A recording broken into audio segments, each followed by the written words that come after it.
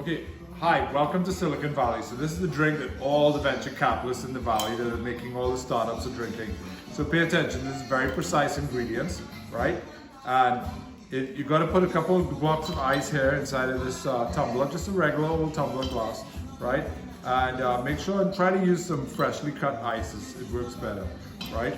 And then you got to measure, the brand of the rum is very specific. You got to use Angostura #1, right? It is very important to make sure you use Angostura #1. This drink is called the Trinidadian.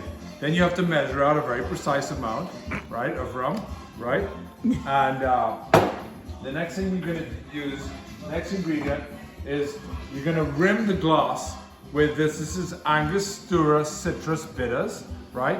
And you're just gonna rim the glass with a little bit of Angostura citrus bitters, right? And the last very important ingredient is 1 bit of fresh lemon peel here.